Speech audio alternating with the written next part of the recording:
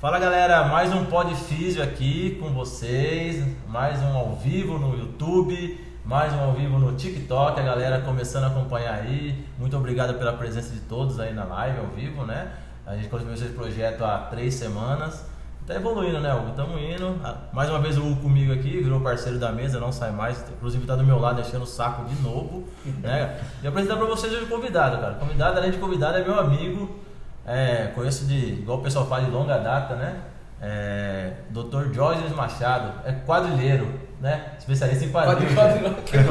É quadrilheiro. E ele gostou do símbolo, né, Diógenes? Você viu o símbolo do que é o símbolo aí? Sim. É o fêmur e o microfone. Fala aí, Diógenes, um pouco pra gente aí.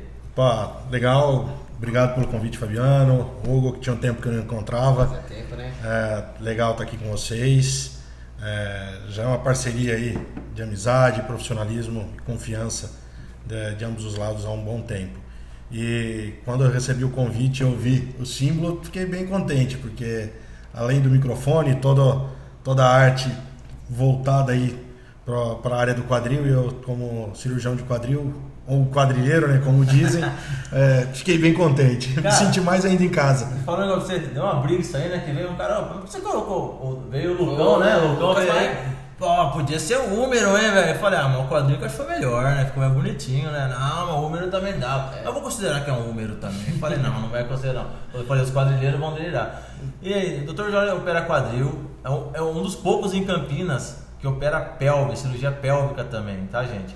Isso é um diferencial da época de trauma da PUC, né, também, pegou muita mão, né, conheci o Diógenes, e hoje é um dos poucos aqui que fazem trauma pélvico em Campinas, tá? Ele não faz só cirurgia de prótese, igual o pessoal, quadril só opera prótese, quadril só opera... Não, o quadril faz muitas coisas que a gente vai debater hoje um pouquinho, né? O que tá chegando bastante pra você hoje, Diógenes? Conta pra gente.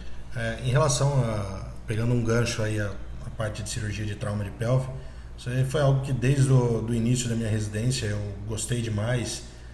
Até mesmo por influência do meu chefe, meu professor, que é o Dr. Mustafa, que é um cara que eu devo muito a ele, é um cara que eu me espelho muito e que é um dos melhores cirurgiões de quadril aí do Brasil, com certeza. Só um minutinho, Mustafa, se estiver escutando, sua presença aqui é obrigatória, tá? Não é nem convidada, a presença é obrigatória e a gente vai falar seu apelido aqui, não sei se vem aqui, no final eu vou falar seu apelido, que eu tô sabendo já, viu?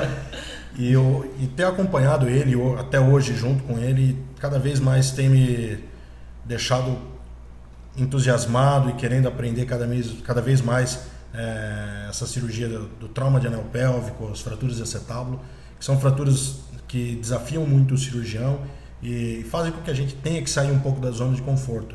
Então isso tem sido bem legal e nós estamos aí batalhando, né? Cara, essa experiência é sensacional, porque desde a época que estou na PUC, agora não estou mais na PUC, mas desde o ano passado eu não me encontro mais na equipe. Eu vi a dificuldade para chegar a um trauma pélvico. Quem queria pegar, que igual a pessoa fala, quem quer pegar essa bucha, né? Nessa que a pessoa fala, quem quer a bucha? E assim, é pouco, né, que fala, não, eu vou fazer. É pouco cara que fala que eu vou fazer, cara. O trauma pélvico é um negócio diferente, o pessoal não pega. Então, é uma fratura que a gente fala, tem que montar totalmente, qualquer coisa der errado, tem muita partes, muita inervação, sensibilidade local ali, né? O acesso, na verdade, para tanto do anel pélvico como das fraturas de acetábulo, ele é muito mais delicado. As fraturas de planalto, as fraturas de fêmur distal, pilão, úmero proximal, são fraturas complexas muitas vezes, só que o acesso intrapélvico ele acaba sendo mais desafiador. Porque no homem, dependendo da via, nós estamos lidando ali próximo ao funículo espermático, nervo femoral, artéria, veia femoral, na via posterior, nervo ciático. Então isso requer um certo cuidado, uma experiência, e esse desafio é legal. E o grande problema também das fraturas de pelve e acetábulo, que por serem fraturas em decorrência de traumas de alta energia, normalmente vem acompanhados de outras situações. Então o paciente ele pode também ter associado outras fraturas ou até mesmo lesões abdominais, que geralmente também trauma complicam. Motociclístico, né, que é o mais comum, né? O trauma motociclístico, alguns traumas automobilísticos, principalmente em pessoas que costumam, isso normalmente o acompanhante, né, o passageiro do banco da frente, que costuma andar com os pés em cima do painel. isso é algo que com frequência eu falo que é algo que tem que se tomar cuidado e tem que se evitar. Porque numa colisão frontal, a chance desse paciente evoluir aí com uma fratura de pelve é muito grande. Então, além também dos traumas de queda de altura, que são outras... Acho que não precisa nem ser uma velocidade grande, né? Você acionou o airbag do cara lá, tipo... Com certeza. Não é um trauma, uma colisão aí que pode gerar, mas a energia da abertura do airbag também isso pode gerar algumas lesões aí gravíssimas. Que legal, isso aí falando um pouco do trauma, só para abrir um pouco esse leque, eu acho bem interessante, que é um negócio que eu gosto bastante de trauma, que foi a vivência que eu tive muito próximo ali, foi trauma, aqueles plantões à noite e tal, na PUC lá, então é um negócio que eu gosto bastante. Para mim, eu gosto de reabilitar trauma também, que eu acho um negócio bem... Que não é muito, que chega muito, mas é um negócio muito legal de reabilitar. E aí falando um pouco agora, mudando um pouco de... E o consultório, o que está chegando bastante? É artrose? É mais o atleta do labrum? Conta um pouco pra gente. Uma coisa que eu tenho notado cada vez mais e tenho discutido muito com vários fisioterapeutas e que eu tenho gostado também, e até mesmo às vezes por deficiência do mercado. Vou me vender um pouquinho mais agora, né? Sim, lógico. Eu gosto de conversar, dou um pouco mais de atenção. Existe um público das patologias do quadril que eu comento que são mulheres na casa aí de 40, 45 mais, próximo ao climatério, algumas já na menopausa, em que estão em uma situação de vida que querem começar a fazer exercício, querem cuidar do corpo, às vezes já com a sensação que passou do tempo, só que começam com as lesões do quadril, que muitas vezes são o que eu brinco que são as trochanterites, a insuficiência de lesões do glúteo médio, as bursites trocantéricas, e tem todo um componente tanto mecânico como metabólico que faz parte.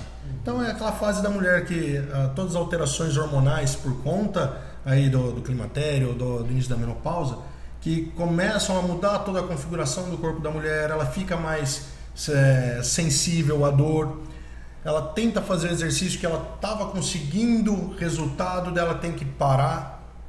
Isso gera muito uma frustração.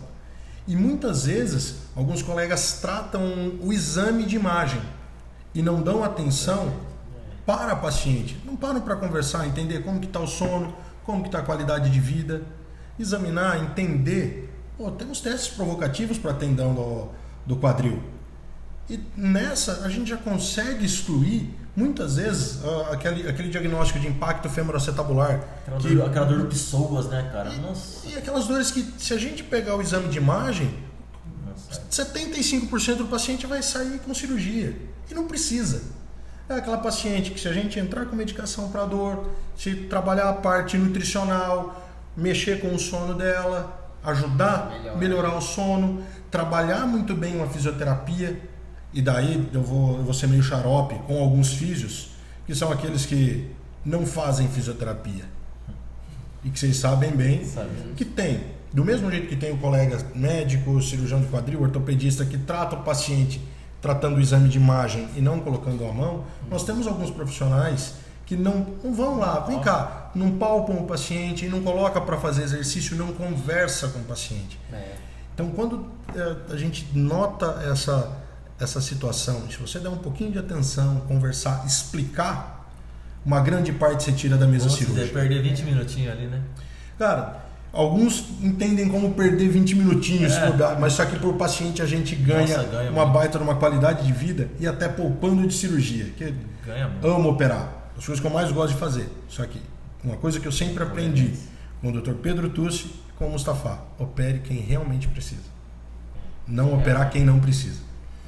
Porque as complicações, elas são possíveis, só que quando a gente tem uma complicação cirúrgica de um paciente que precisava operar, isso faz parte da situação.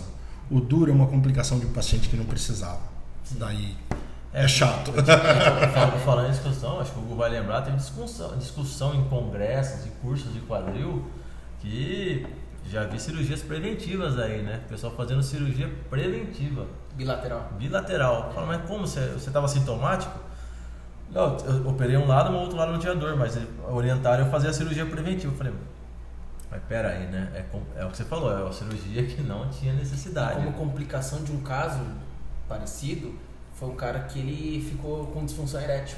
Ele ficou louco da vida com cirurgião, mas por quê? Porque ele ficou, sei lá, acho que 4 horas, tracionando lá com a parte de ferro lá no nervo do dedo, né? Sim. Né? Porque o cara fez uma, já aproveitou, já foi pro outro, né? A artroscopia de quadril, no caso esse que tem sido comentado, é um procedimento que ajuda muito. Pouco invasivo, que tem bons resultados, desde que bem indicado. Não adianta olhar, não, porque esse paciente tem um pincer, eu vou lá, vou colocar o artroscópio, vou tirar aquele biquinho de osso e está resolvido. Se eu não entender essa pelve como um todo, eu posso complicar esse quadril. Então, muitas vezes o paciente ele é operado de impacto femoroacetabular do tipo pincer, só que o colega não tem um cuidado para observar se esse quadril é um quadril que tem uma retroversão acetabular. Se ele tem uma retroversão e é um quadro displásico, que muitas vezes vem essa associação, e aquele bico que é visto na radiografia é muito mais pela retroversão e não por sobrecobertura, a hora que eu tiro aquele bico de osso, eu instabilizo esse quadril. Aí começa a instabilidade precoce, começa artrose, né? Exato. Será que se eu não reabilitasse esse paciente, não trabalhasse melhor a musculatura, tentando melhorar vetor de força e diminuindo a sobrecarga na articulação, o resultado não seria melhor? Isso é verdade. Será não? Com certeza. Isso você falou é perfeito, né? Porque se a gente pega muitos pacientes que vêm com, a gente fala o sinal em C, né? A dor psoas, a bursa e o glúteo. Reabilitou, tirou um processo inflamatório. Aí sim você começa a ganhar força, porque ele tem uma inibição local ali devido ao processo inflamatório. Então o cara começa a melhorar absurdamente. Então a primeira coisa que eu faço quando eu vou reabilitar, eu falo, vou estimular a musculatura, mas vou tirar seu processo inflamatório. Porque senão também dá murro em ponta de faca. Ficar lá só, vamos fortalecer, mas é a mesma coisa do joelho, meu amigo. Isso aí, articulação inflamada é inibição de músculo. Isso aí não tem o que falar. E a compreensão da biomecânica, ela é fundamental. Fundamental, né? Porque não adianta você tratar... beleza, vamos fazer cadeira flexora, vamos fazer cadeira extensora, adutora, abdutora, para fortalecer a musculatura, só ganhar massa muscular. Isso pode ser que em algum momento proteja um pouco do impacto entre o fêmur e o acetábulo, tá, legal. Mas será que o desbalanço de força está aí? Será que trabalhar um pouco mais de percepção até corporal, para que o paciente entenda melhor, às vezes, execução de movimento, não vem ajudar?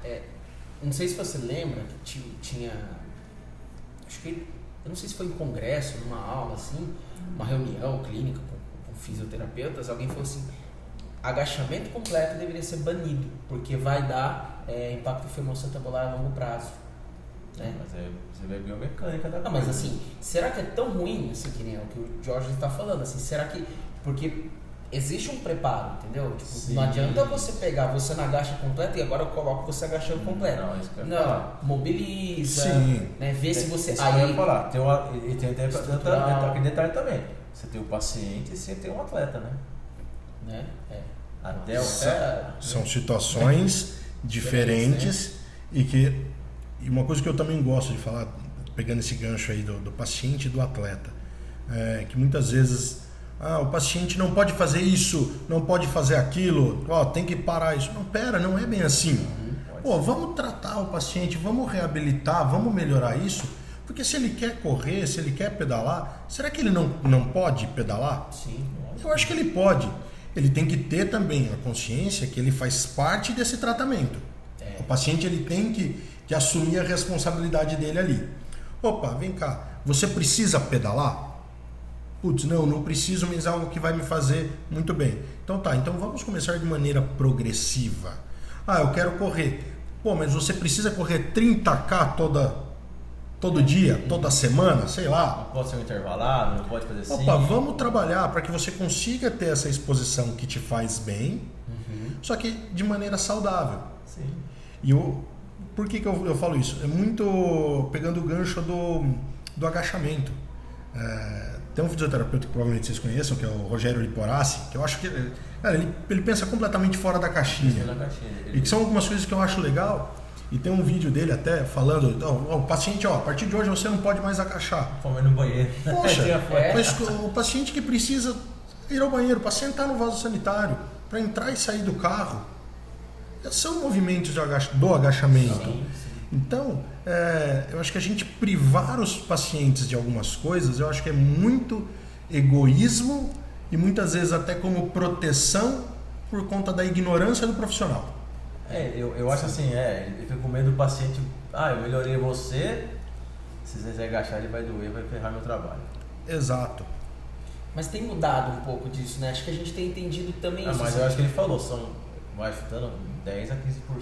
Não, porque pensa assim, quando você estava na residência, se de repente você tivesse naquela época já clinicando e operando, naquela época tinha muito mais responsabilidade meio que do terapeuta. Hoje todo mundo está entendendo, a gente já entendeu essa questão do papel, né, do paciente dentro da reabilitação. Eu acredito que muito disso essa evolução, ela se deve à evolução da compreensão do movimento, muito mais por conta da fisioterapia. Sim, eu acredito também. Isso é a minha opinião, o que eu acho, porque hoje eu tenho contato com bons fisioterapeutas e que a hora que a gente começa a conversar e a gente passa a falar de vetor de força, de trabalhar, de entender o movimento como um todo e parar de olhar para o raio-x, parar de olhar para a ressonância, fica mais fácil. Muito mais fácil. Porque o raio-x e a ressonância, eles têm que ser exames para que eu defina, eu preciso operar ou não. Sim. Acho que o começo é aí. Eu acho que ele ditado que a clínica é soberana ainda, Sim, né, cara? eu preciso tratar o paciente, não tratar o exame. Né? O exame, eu preciso ir para cá ou eu preciso ir para lá? E tem aqueles pacientes também, acho que a ressonância é curativa, né? Mas você não vai pedir ressonância? O cara não chega bastante pra você? Aí faz Demais. aí daqui a pouco... Eu vou ver se eu melhorei, eu fazer falei, mas vai ser a mesma coisa, não vai mudar seu quadro. Os caras deles, você chega muito, cara. Isso eu acho que é muito por conta de mercado. E criou-se uma cultura que a ressonância vê tudo, a ressonância vai descobrir o que eu tenho. Doutor, pede a ressonância, que na ressonância eu tenho a resposta de todos os meus problemas do quadril. Sim. Não, pera. Os seus problemas não vão sair na ressonância. Seu problema está, às vezes, na sua exposição, seja no esporte, seja no dia a dia, na parte ocupacional, no seu sedentarismo. Não, isso é verdade. É bem isso. Que é um dos fatores mais importantes que ele falou, sedentarismo. Aquela frase que você falou lá, contando aquele cara, mas eu queria correr. Você já correu? Não, nunca corri, né? A pessoa nunca fez, tipo, começo de ano, vamos pegar o gancho, né? Final do ano. Eu vou correr uma maratona. Nunca correu na vida, nunca fez uma musculação, nunca fez uma atividade de corrida, né? Preparatória e vai. Não sabe correr. Não sabe. Perfeito. É aí que tá. Não tem a biomecânica da corrida. Esse paciente, essa pessoa, ela é proibida de correr? Não é. Só que, cara, vem cá. Vamos conversar. Aprende, né? Vem entender como que é. Poxa, não precisa dar uma volta aqui na Lagoa do Taquaral de cara. Como que tá o seu cardio? Você tá liberado para correr primeiramente, Como que tá a sua musculatura? Sua musculatura tá legal? O seu tênis, qual que é o tênis que você tá usando para isso? O tênis de 10 anos atrás, né? E daí tem o outro extremo, que é o cara que parece que o pai ou a mãe que fantasiou ele para ir para corrida, né? O cara que vai na loja, compra tudo de cabo a rabo, você fala, esse aí... Esse corre 5 em 18. E cara, pera, então vamos lá, vai aos poucos, procura um profissional experiente que saiba e que também puxa a sua orelha. Sim, tem que ter. Porque o que não falta é aquela galera, não, vamos lá, você consegue, a superação, chega um momento que a superação ela tem que estar dentro do programa. Mas quando nós estamos falando daquele aluno, daquele corredor, daquele atleta, o ciclista, seja lá qual for o esporte, só que ele já chegou num nível que ele já entende o que ele está fazendo. Sim, isso é O verdade. cara sabe até onde ele pode chegar, até onde ele deve chegar, né? Porque, assim, não jogando praga, Às vezes uma lesão que o cara tenha, faz o cara dar aquela, opa, até onde eu posso ir, né? Daí ele aprende você procurar alguma ajuda. Porque o cara começa a vai no Google, quanto que é a planilha do Google aí? Eu tenho que correr 30 km por semana. Mas quanto? Eu vou correr 3 vezes, eu falei 10 km com 3 vezes. Vai quebrar. Você pega a planilha de quem corre, velho, esse cara dá, hoje o treino é 2 tiros. Acabou o seu treino, esse é o meu treino hoje. Você fala, mas só isso? Planilhada é isso, cara. É periodização. Sim. E não tem daí um intervalo para recuperação da musculatura? Fazer uma musculação, né, velho? Sim. Cara, e tem vários estímulos. Pode ser na musculação, às vezes o cara também faz um pilates. Que vai trabalhar a amplitude, vai ajudar ele a entender muito melhor a percepção corporal, coisas que ele vai conseguir puxar para a hora da corrida, para a hora do pedal, para a hora da natação. Então, a compreensão da biomecânica, da cinética do movimento, o exame, né, da cinemática da marcha, da corrida, tem ajudado muito. Que traz essa informação. Então, na hora que o cara consegue entender isso, essas pequenas correções... É um pequeno detalhe, né, cara? Você fala, agora vamos jogar um pouquinho mais a pisada para lá, ou mudar um pouco sobre o seu joelho tá entrando. Ou até não agachar, né? Assim, o cara, você sabe agachar? Sei, quase 2. Faz um afundo. O cara não sabe fazer afundo no lado direito, faz todo torto. Aí o esquerdo é de boa. É pensar isso numa corrida, né? Exato. A longo prazo, né? Tipo, sei lá, 10 km, 5 km. Aí entra o fator, além da corrida, do treino, o teste de biomecânica da corrida, aí a avaliação funcional é primordial. Sim, exato. A hora que junta... Força, né? A hora que a gente passa a compreender tudo isso, facilita a orientação, facilita a prevenção de lesão e até a reabilitação. Nossa, muito mais fácil. Infelizmente, nós vivemos numa situação que economicamente isso, na grande maior parte das vezes, isso fica caro. Sim. E os convênios não cobrem. Não, convênio então, o paciente, ele acaba... São poucos que topam isso, buscando melhora, buscando prevenção. É que eles não colocam na ponta do lápis, né? Porque assim, tá bom, eu vou procurar lá... Para de fazer aquilo que você está fazendo agora e segue o que estão te orientando. Para um pouquinho de correr, né? Vai fazer físico. Mas eu vou gastar. Gasta um pouco. Porque você gasta quanto lá no restaurante, entendeu? Restaurante você gasta no final de semana? Ok. Mas aquilo lá você comeu, né? Amanhã acordou, já foi, cara. Passou aquele prazer, né? E tem muito aquela situação do que o paciente quer ouvir. Nossa, isso tem demais. BBE, né? BBE é isso, assim, também hoje. O que eu quero ouvir? Eu quero um fisioterapeuta que pegue no meu pé, que me faça fazer exercício. Ou aquele que... Eu vou ali, ele dá um choquinho, uma luzinha. Sim. Doutor, na hora melhora, eu saio de lá. Porque eu estava fazendo com o outro, nossa, ele me apertava, colocava para fazer exercício, eu saía de lá quebrado. Mas peraí, não é que saía de lá quebrado. Você está usando a musculatura, está fortalecendo. É natural que vai gerar um pouco de dor. Você não usava esse músculo, você não trabalhava. Isso aí vai doer. Sim. Só que a partir do momento que esse músculo começa a trabalhar, começa a funcionar, diminui sua dor, sua função melhora. Só que o problema é o seguinte, eu quero agora, o mais rápido, o que é? Eu ficar sem dor agora. Sim. Independente se amanhã eu vou estar com dor ou não. Ele quer coisas momento, né? Aquilo coisa de imediatismo. Imediatismo é o que complica hoje. Mas o duro que assim, a longo prazo é o que você falou, eu acho que tá mudando também. Acho que a gente está começando a entender, olha, sim. Por exemplo, né, nós somos de uma geração que a gente entende que a gente tem que treinar. Porque eu quando tinha, sei lá, 12 anos, musculação era para quem queria ficar fácil fazer fisiculturismo, entendeu? Era só para isso. Não, hoje é por saúde, hoje o idoso tem que fazer, entendeu?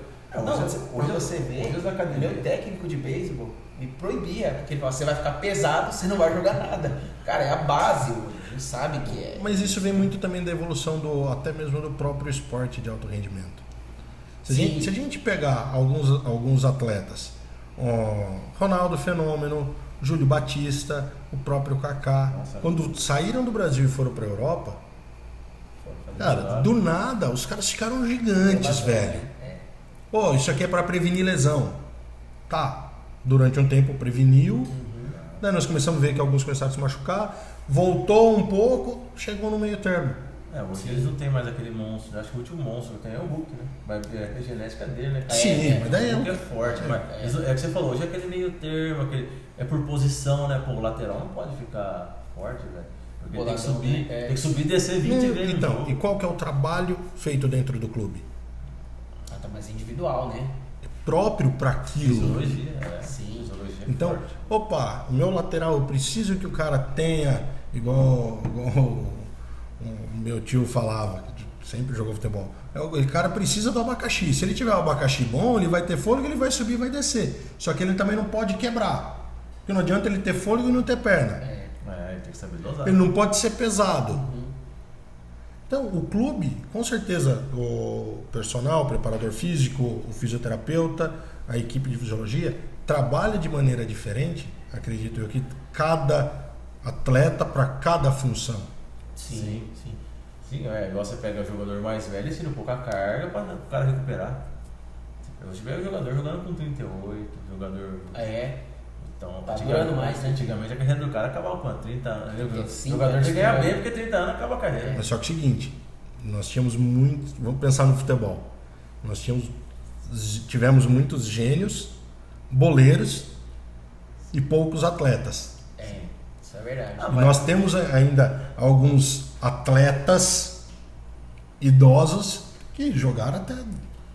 eu falo. Zé Roberto. Isso, eu falo. Joga ainda. Atletas tem pouco. Você fala jogador de atleta. Igual você pega assim, um Messi, um Cristiano Ronaldo. Você não vê esses caras falar de lesão. O LeBron James, ontem, o que ele fez na NBA? Ontem foi, o atleta passou o Caribe do Jabá. Ele é o maior cestinha da NBA, velho. Na história da NBA. Ontem ele fez 38 pontos no jogo, com 38 anos, meteu 38 pontos no jogo. E tá jogando em alto nível. Mas é o quê? É um atleta, vai ser ver ele férias, sei que ele posta. Tá treinando, tá fazendo o quê? Não tá fazendo festa, não tá fazendo. Tomando seu Xandão, tomando, sei lá, o Griquet Xandão lá e tal. É porque é atleta, velho. Agora você pega outros aí que tem a vidinha meio que você ganhou uma grana, desregou a vida, velho. 2, 3 jogos quebra, 2, 3 jogos vai quebrando. Complicado, né? É difícil. Então, voltando um pouco da artroscopia, nos anos 2000 começou a febre da artroscopia, por quê? Porque o Google foi buscar a artroscopia, tentar um milagre lá fora, né? Talvez se não, aí foi a avaliação, não sei se foi, não sei o caso direito, foi lesão labral, eu acho, com artrose, não. Se não me engano, ele tinha um impacto femoroacetabular com lesão de labro e o resultado não foi, inicialmente foi bom, mas não a longo prazo. Só que eu acho que aí vamos usar o caso dele como abriu uma baita de uma porta para os tratamentos mais, vamos dizer assim, da área preservadora do quadril. Então parou-se de se pensar, vamos deixar o paciente para operar lá próximo dos 60 anos, que daí a gente faz a prótese. Então a cirurgia preservadora do quadril, ela tem aumentado, tem ganhado campo por conta de estudos, das publicações, a compreensão da biomecânica do quadril tem facilitado isso. Tanto que, se nós pegarmos a artroscopia do joelho, tem muito mais tempo. Nossa, o leque da artroscopia só o Dr. Metros para cá em 82, né? Então, nós estamos falando uma diferença de quase de 20 anos de intervalo. 2002, né? Então, isso muito se deve até mesmo pelo acesso ao quadril, que é mais difícil. Então, o corredor de segurança. Então, voltando, falando um pouco das indicações, então, as indicações é muito mais soberanas, né, Diógenes? A gente vê o pessoal vendo mais exame, vendo a biomecânica, vendo a anatomia em si, né, para ser indicado uma cirurgia de artroscopia, né? E a via de acesso, por mais que a artroscopia seja minimamente invasiva, o acesso ao ombro é mais tranquilo do que o quadril, o joelho é mais tranquilo. Então, por isso que se desenvolveu muito mais a artroscopia do joelho, do ombro, os tratamentos conservadores. E o quadril hoje, a gente tem discutido muito os casos em que, às vezes, uma cirurgia um pouco mais invasiva, não a artroscopia, mas uma osteotomia periacetabular com uma via menor, mas que a gente consegue corrigir essa deformidade. Se for pegar o tamanho do buraco do artroscópio, da câmera, se somar os tamanhos, ele vai dar um tamanho minimamente, mais ou menos. Isso, pensando numa osteotomia periacetabular, que é uma cirurgia que ainda poucos fazem, eu ainda não faço, eu tenho vontade de fazer, que requer uma curva muito grande, em que a gente consegue, com pequenas incisões, realizar alguns cortes no acetábulo sem mexer na parte ligamentar da pelve. Eu só redireciono o acetábulo e melhoro a minha cobertura acetabular. E daí eu melhoro a função dessa articulação, diminuo a chance de evoluir para artrose, e são os casos que durante muito tempo tinham indicação às vezes de artroscopia e eram os resultados não satisfatórios. Já lapidou um pouco mais, né? Sim, então isso também tem que ser pensado. Uma artroscopia do quadril não resolve. Não, ela resolve, desde que bem indicado. E essa compreensão da biomecânica, de alguns parâmetros radiográficos e a parte de função, vale a pena eu operar? Não vale a pena eu operar. E parece bobagem, né? Mas assim, a questão de física. Cara, o quadril, a compressão não é assim, é mais diagonal, né? Assim, o acoplamento, a descarga do peso, se a gente pensar no esqueleto, a descarga de peso vai estar de um jeito, só que o vetor da força da musculatura tende a cisalhar. Sim, então porque ele mais assim, ele é mais estável que o húmero, mas sim, o húmero não tem carga. O húmero ele é raso e não tem carga. A gente tem o acetábulo, né? como sendo uma bola de soquete, só que pra cá ainda, né? A tendência é ele cisalhar. Sim. Só que a carga ela vem daqui pra cima, né? E eu tenho o outro lado exercendo força aqui na balança de palmas. Quando eu tiro o lado contralateral, quando eu tiro o apoio contralateral, já mudou, né? Então o apoio está aqui, a carga está vindo aqui. Então, muito mais complexo. E entender eu falo muito de vetor de força, é importante. E parece bobagem, né? Porque assim, que nem eu quando entrei na fisioterapia, não vou mais ver física. Cara, eu vejo física o tempo todo, assim. Tipo, na prática, a né? Gente a gente vai avaliar, é física. Você tem que pensar, o quadril é mais diferente, né? Do joelho, né? Acho que 1 ano e meio, 2 atrás, eu postei uma imagem no Instagram e até tinha até abri uma caixinha, né, perguntando do que se tratava.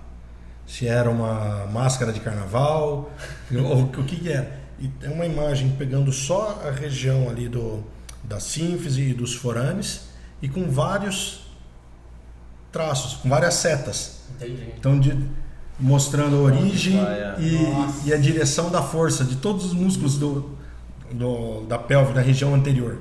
Cara, a hora que você para e começa a olhar aquilo e fala, velho, você fica doido. Então, tentar entender tudo isso é difícil, mas a hora que começa a abrir um pouquinho. Abrir a caixinha, né? Cara, facilita muito, cara. É gostoso. Toma uns Malbec, vai abrindo o leque, vai viajando. Bom, vamos. Tem perguntas antes de a gente prosseguir? Vê se tem pergunta. Do Flávio. Aqui, ó. Seu amigo Flávio. Pergunta do Flavião. O Flavião é skatista profissional. Ele está perguntando aqui: o paciente após uma cirurgia volta à vida normal? A cirurgia que ele deve falar é uma prótese de quadril. Então, vamos lá. Em relação à prótese de quadril, eu sempre falo que são duas as situações. A situação da urgência, emergência, normalmente é o paciente idoso que caiu, fraturou o fêmur, e o paciente da artrose, que durante muito tempo se pensou prótese de quadril para o paciente acima de 60 anos. Hoje em dia, nós temos feito a artroplastia em pacientes mais jovens também. Por quê? 50 a mais aí, né? Não, até menos. O paciente mais novo que eu operei, de 22 anos. Caramba. Mas por quê? Hoje, os implantes que nós temos, eles têm uma durabilidade maior do que se tinha há pelo menos 10 anos atrás. Às vezes, pode ser que sejam até os mesmos implantes, só que os estudos não davam essa segurança para o cirurgião de quadril colocar uma prótese e falar para o paciente, não, A expectativa é que dure na casa de 20, 25 anos, uma prótese cerâmica polietileno. Hoje a gente tem mais segurança. E daí o que acontece? Um paciente com necrose da cabeça do fêmur, 25 anos, dor, limitação funcional. O cara acabou de terminar a faculdade, sei lá, terminou o mestrado, ou então entrou no emprego, tá começando a vida dele com muita dor. Pô, eu vou falar pra esse cara que ele vai ter que ficar até os 60 para colocar a prótese do quadril dele? É complicado, né? Poxa, cara, por que não resolver? Não é super indicação, eu estou tratando esse paciente. Daí é diferente de uma super indicação.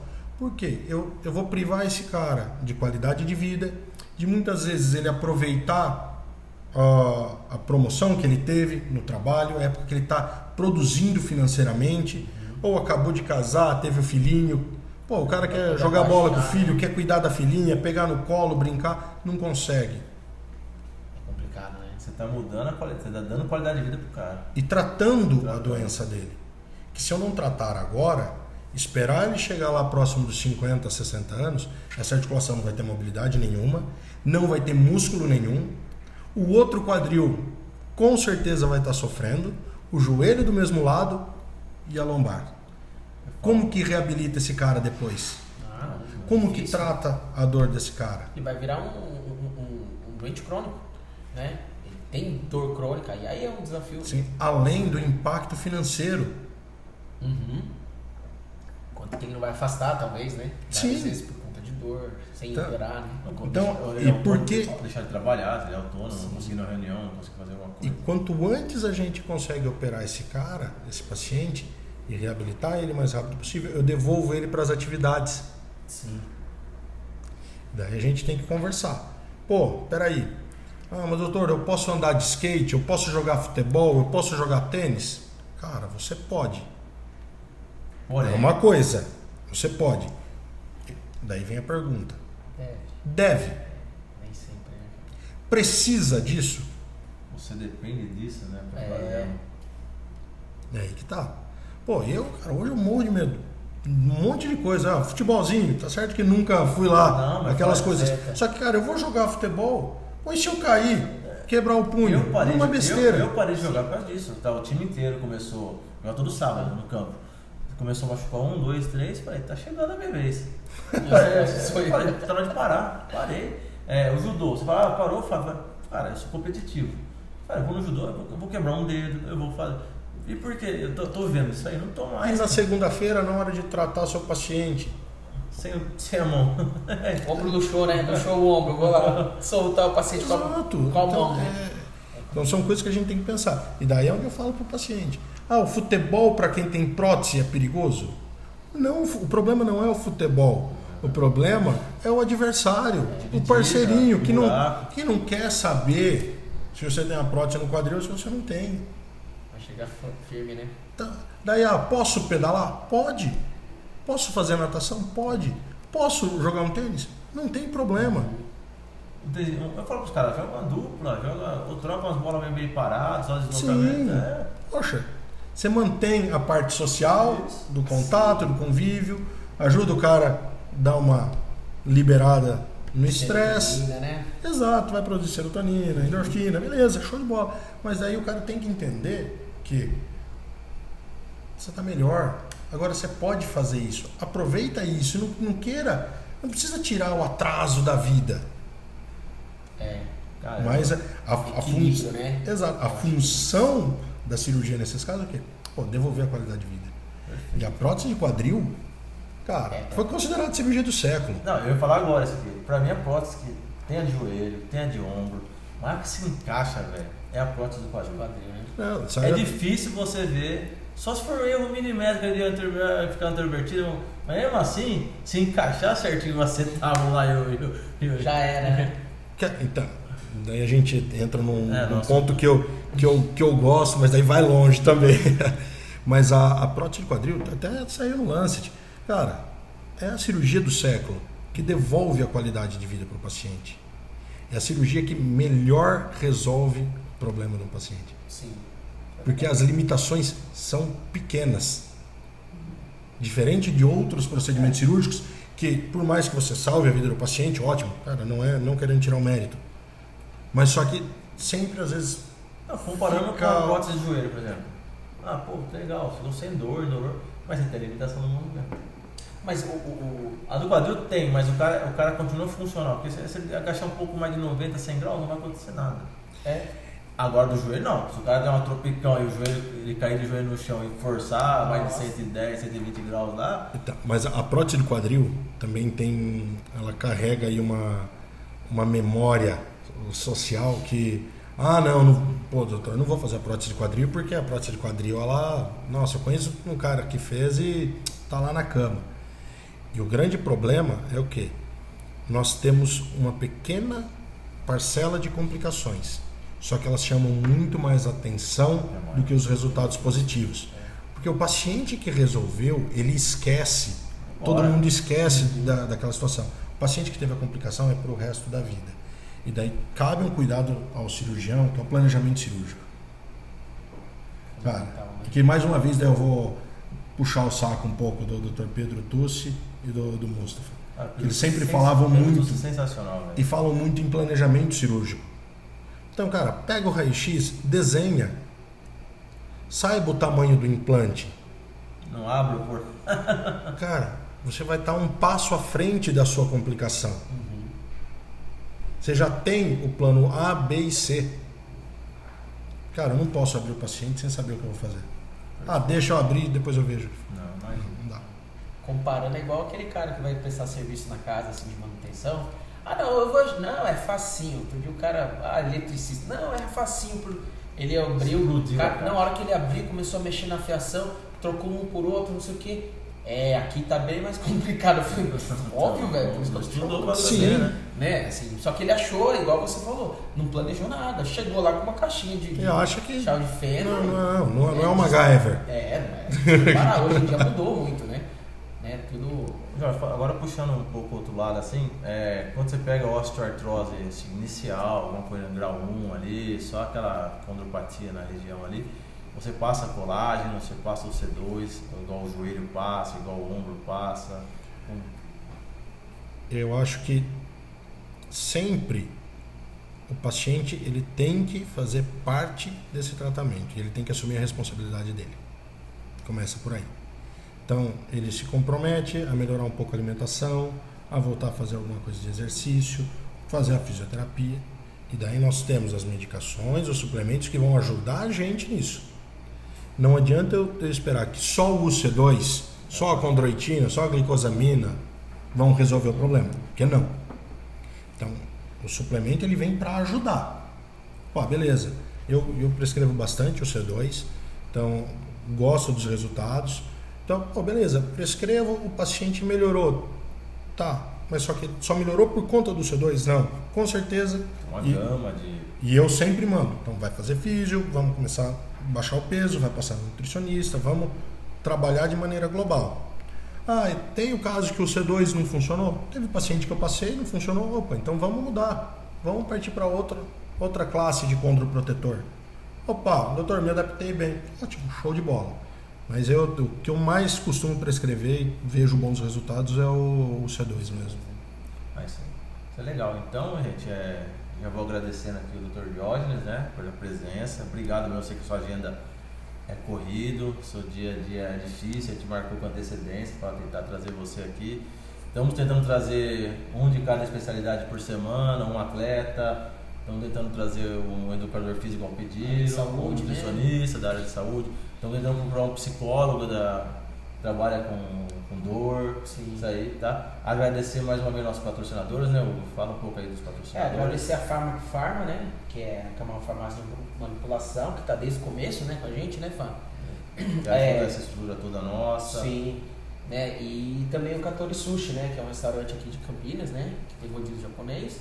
Já deu perto da Prota Norte Sul ali, né? Aquela região.